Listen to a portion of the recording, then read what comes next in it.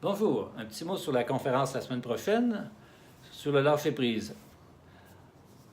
Au 10h30, Hôtel Halte, mercredi 12 septembre à 7h30. Lâcher-prise, comment dénouer les émotions enfouies et aussi atteindre un plus haut niveau de conscience. Donc, je vais utiliser aussi l'échelle de conscience ici développée par le Dr David Hawkins dans les années 90. Psychiatre, psychanalyste lui-même, a dédié sa vie sur la conscience et a utilisé aussi la technique de lâcher-prise tout en développant la carte de conscience ou échelle de conscience que vous avez ici. Échelle de conscience, lâcher-prise, réalité personnelle. Chacun, collectivité d'individus, municipalité, pays, se trouve à un niveau de conscience précis. Prédominant, on va dire aussi. Donc, ce qui prédomine comme niveau de conscience, donc, soit la souffrance, la tristesse, la peur, la colère, l'acceptation, l'amour, va déterminer la réalité personnelle qu'on va percevoir. Donc, le but, finalement, si notre niveau de conscience prédominant se trouve dans des niveaux plus inférieurs, c'est que le lâcher-prise va nous permettre d'augmenter notre niveau de conscience et se libérer des émotions enfouies à l'intérieur de nous. Les émotions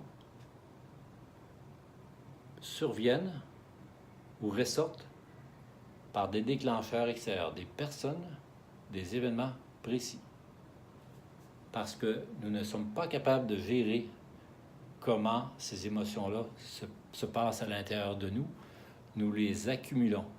Nous les évitons, mais en fait, en les évitant, on les accumule. Donc, ça devient conscient au début et après, c'est totalement inconscient. Donc, frustration, par exemple, j'ai pas eu mon avancement au travail, le matin, c'est difficile, beaucoup de trafic, etc. On n'en peut plus, par exemple. Rage au volant, les personnes, finalement, on entend aux nouvelles. Donc, c'est un déclencheur, mais la colère est tellement emmagasinée comme un volcan que finalement la personne, pour un incident minime, le volcan explose. Donc, c'est exactement le même principe. C'est une métaphore que j'utilise, mais c'est le même principe. Gestion du stress, yoga ou méditation ne réussissent pas à gérer ça parce qu'ils réussissent à gérer comment on peut diminuer l'influence des événements extérieurs. Mais c'est ce qui est en nous qu'il faut plus gérer. Donc, le lâcher-prise, c'est d'apprendre à gérer les émotions déclenchées par les événements extérieurs.